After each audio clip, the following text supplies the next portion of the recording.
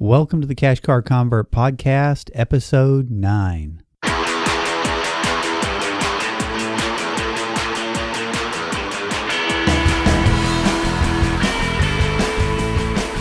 You're listening to the Cash Car Convert Podcast with James Kinson.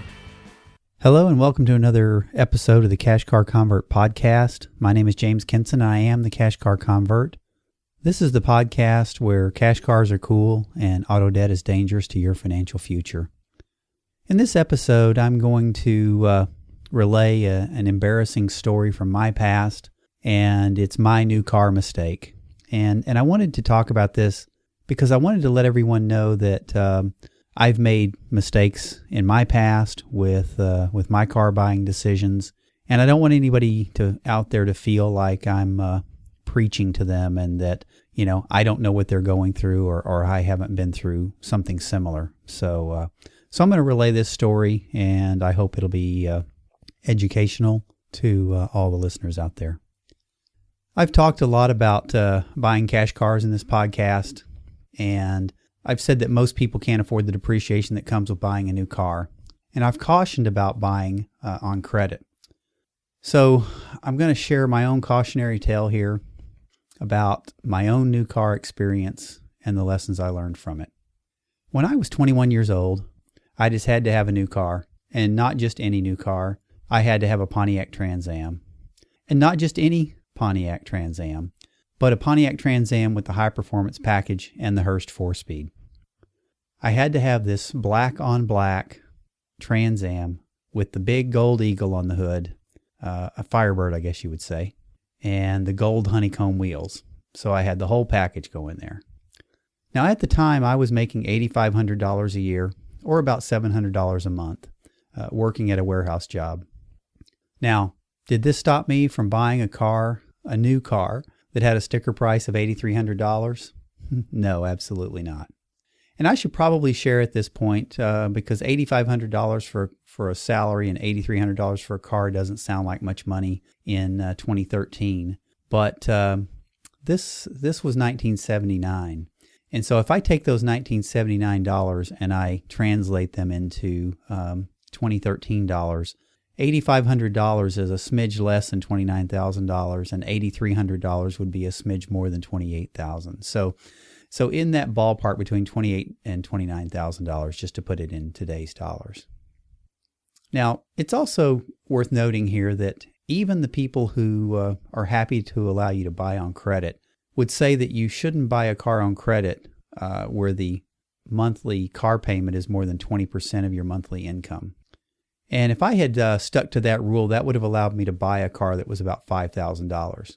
The problem is, of course, is that the Trans Am I wanted was $8,300, not $5,000. So was this a problem for me? No, it really wasn't, and I'll tell you why.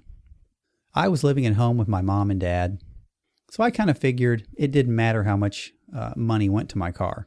After all, I didn't really have a plan to move out.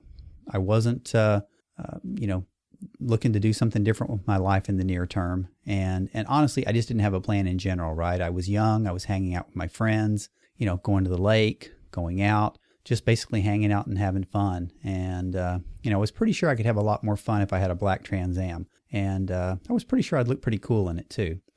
So I went ahead and I bought my new car, and I started with 4 years of car payments at $244 a month. Now, if you work that out as a percentage of my gross, that's 34% of my monthly income. And I have to admit that too many years have passed since 1979, and I don't remember exactly what the interest rate was on that loan. But I can tell you that the prime interest rate at that time was about 11%, and I had absolutely no credit. So I know that my loan interest had to be really high. So just take that as a given in this one. Also, I had never purchased a car with car insurance, and I didn't know an insurance agent. So when I was in the dealership and I was meeting with the salesman and trying to negotiate on price, that was a short conversation. He basically said, look, this sticker price on this car is $8,300. This car is in high demand. If you don't want it, somebody else will. So, what do you want to do? And so I wanted the car badly enough that I said, hey, yeah, $8,300. Okay, that'll work. And then he began to ask me about car insurance and, how did I want to handle that? And I went on to tell him that I didn't have any car insurance at present and didn't know any insurance agents. He said, that's absolutely not a problem. We can finance the insurance into the car payment. And I'm like, hey, that sounds great because, that means I get the car sooner rather than later, because if I had to go find an agent and start an insurance policy, well, that was going to take time. And, deferred gratification and a 21-year-old, they don't really go together very well. So, I was absolutely happy to put that insurance payment into my car payment. So, some of you out there probably are saying that's a really bad idea. And you were right. You are right. And I'll get back to a little later on how that came back to bite me. So I bought the vehicle, and I was really happy with it in the beginning. I mean, what was not to like? I had, a really fast car, brand new, nothing there not to like.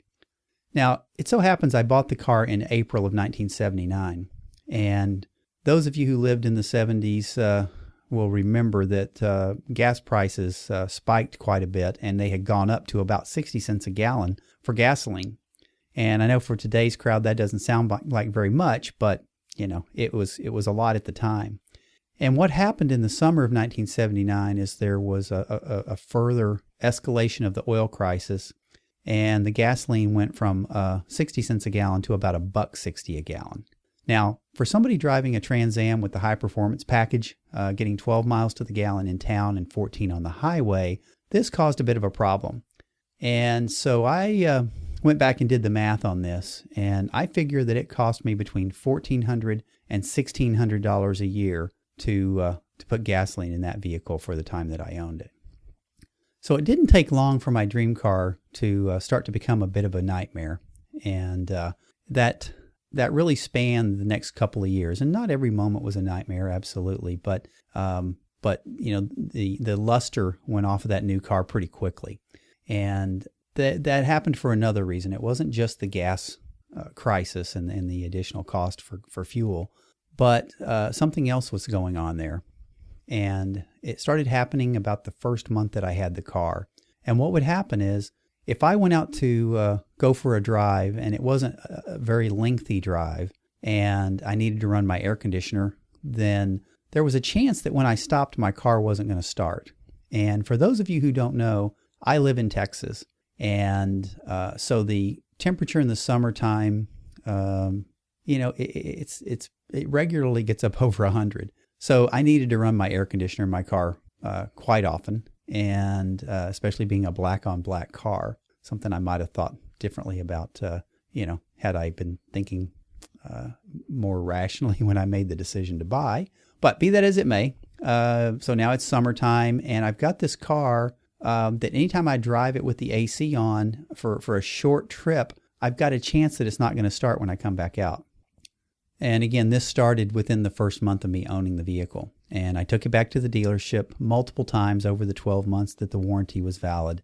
And the dealership was never able to isolate the problem and determine what was going on. And it actually took 18 months for this problem to be solved. And what happened is I took the car in for a tune-up. And while it was at the tune-up shop, they took the distributor cap off and they looked inside and they found a broken wire. And what was happening is when the car had, the battery had a sufficient charge, there would be an arc across the broken wire that would allow the car to start. But if the battery was just a little low from running the AC a little bit, then the car, the battery didn't have enough juice in it to allow the spark to arc across the wire, and the car would not start. It would just crank and crank and crank. And I would have to get somebody to give me a jump to get my car started. And I can tell you, I don't care how cool your car looks. When you're getting a jump on your new car, it's not very cool. And anybody who sees it doesn't think it's very cool. So that was something I had to deal with for about 18 months in that vehicle. Now, again, I was young, and I didn't know about all my options. I led a pretty sheltered life in that regard, and and I didn't reach out for help. That was the other thing is I was pretty embarrassed about the fact that I had this new car that was having a problem, and I didn't ask for help other than taking it back to the dealership. Now being older and a little wiser, I probably would have raised quite a ruckus at the dealership and, either gotten them to fix the car or, made it right somehow. And being young, I did not do any of those things. So I drove the car, had the issue for 18 months until the tune-up shop was able to figure out what was going on and to help me sort that out. It's probably worth noting that American car quality was not at its highest in this 1978 year model of car. The other thing that happened, and again, this is another thing that was a bit self-inflicted, when the 11th month of my ownership rolled around, I got a notice from the finance company indicating that I needed to secure new insurance for year 2. And I was kind of taken aback. I thought, wait a minute, I financed the insurance in. My payment is $244 a month for 48 months. How can it be that doesn't cover me for the entire time period of the loan? But sure enough, I read through the documents and figured out that that was in fact the case, and I did need to get more insurance. Well, I wasn't really in any better place. I didn't know any insurance agents. I didn't really know where to turn there. Again, I didn't ask for help from anybody. And, being young and with other things on my mind, I basically didn't do anything. And so again, they added insurance to my loan, and my car payment went up to $274 a month. So that continued for another 11 months, and this whole cycle played itself out again. And at that point, I'm now paying $311 a month for this car with all of my insurance rolled into it. And I know how stupid these decisions were. And that's part of my message to you here today. We've all made dumb decisions. You may be living through yours right now. I lived through mine, at least my first iteration, many, many years ago.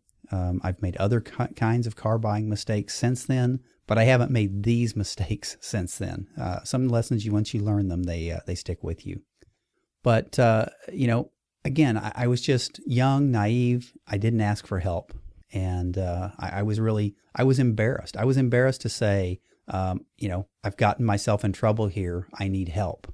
And so that's one of the things I want to encourage you, and I'm kind of breaking from the story here a minute, just to say, if you're in a situation where you don't know what to do, ask for help. Reach out to somebody, your church. There's lots of resources on the web these days. Reach out to somebody. If it's auto-related, reach out to me. Let me know what your challenge is, and I will try and help you in any way I can, get you routed to the right resource, do my own research on the web, just anything I can. So just be aware that when you're in trouble, don't suffer in silence. Go get help. So now I'm to the point where I've had the car for 27 months, and I decide that, I've had enough fun and I've been cool long enough that I need to sell this car. So I went and did the math on the car payments that I had made over that time period. And in about 27 months, I had paid $7,150 for that car. And when I sold it for $3,400. And honestly, I was glad to see it go. Now, this new car purchase was a costly lesson for me, but it was one I learned well. And for myself personally, I've never owned a new car since then. And I just can't see myself buying a new car. Maybe I'll be in a financial position at some point in the future where I'll feel good enough about my financial position that I think I can take the depreciation hit that I would take to buy a new car, even with cash. But I'm not sure I see that in my future. So I do have some takeaways here that I want you to think about as I wrap up this story, and I hope you'll learn from these. I used to tell my two sons when they were younger that there are two kinds of people in the world. There are those who have to make their own mistakes, and there are those who can learn from the mistakes of others. So I'm hoping for your sake that you listening are the kind of people who can learn from the mistakes of others, and you'll learn from my mistakes. And here are some of the takeaways I have from the mistakes that I made. Number 1, don't let someone else tell you how much of a car you can afford. And by that I mean, I had the mindset when I was 21 that if somebody gave me a loan for a certain amount of money, then obviously I must be in a position to repay that loan, and it must be a good loan for me. Again, I can't repeat it enough, young and naive, right? But that's not true. You need to have your own limits. You need to have your own criteria and stick with that. And don't let somebody else change your mind about it. Number 2, anytime you have a separate bill, from a car dealership, whether it's insurance or some kind of a warranty, anything that's going to be reoccurring, don't roll it into the loan, because you'll wind up in my situation where they really only roll in 1 year, but it's spread over the life of the loan, and that'll cause you some heartache. So, if you're going to finance a car, and I don't think you should, but if you're going to, make sure that that's all you finance. Don't be rolling in other reoccurring charges into that note. Number 3, think about the total cost of ownership when you buy a car, and don't just think about the purchase price, or worse yet, don't just think about the monthly payments.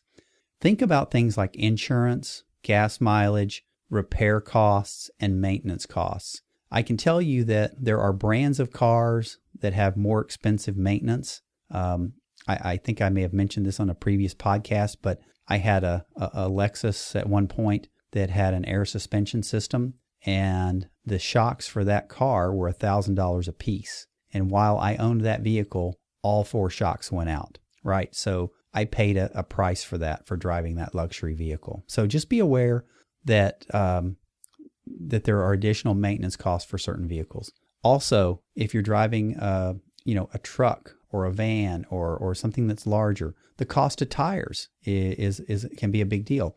We just heard in the previous episode from Dan Hayes and Simple Life Together that the tires for his truck cost about $1,000. So, if you're driving a Honda Civic, the tires are much cheaper, and most everything to do, gets better gas mileage. So just be aware that you need to think about total cost of ownership. And obviously, if you haven't done so, I have some blog posts on my website, cashcarconvert.com, that goes into how to look at some of those things and how to be aware of total cost of ownership. So I would recommend that you go back and take a look at those blog posts. 4th and finally, warranties are only as good as the dealership, manufacturer, or the people that stand behind them. And by that I mean, I hear people oftentimes say that they want to buy a new car so that they can get the warranty. And I'm not saying warranties are a bad deal. I think warranties, certainly are good, and most dealerships do a really great job of standing behind them. But I had a quirky situation with my car, and the dealership and the warranty was worthless to me. They were never able to solve the problem, and maybe certainly I bear some blame for that. I was going to say maybe I do, but the fact is I do bear some blame for that. I wasn't enough of a squeaky wheel, and I didn't cause enough of a ruckus with those folks.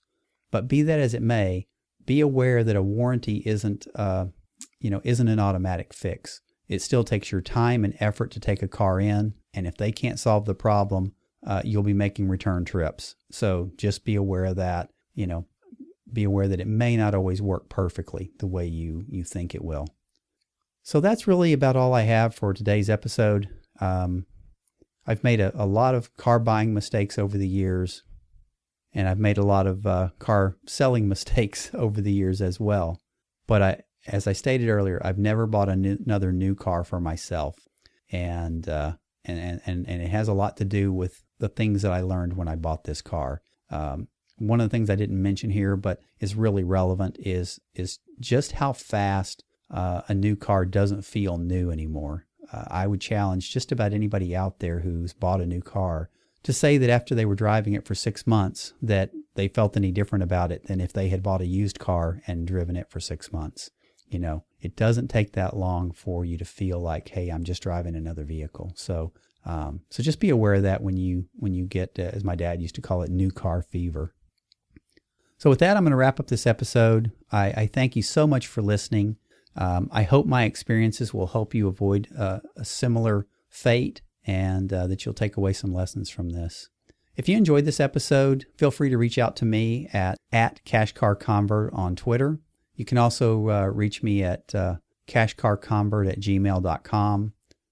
And I would really appreciate it if you like what you're hearing here, go out to iTunes and leave us a rating and review and subscribe to the show. That'll help us get noticed in iTunes and give us an opportunity to reach more people.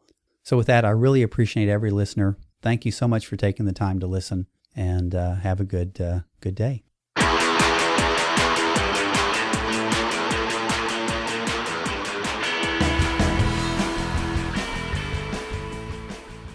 Buy a cash car and take all of that to the car. Ooh.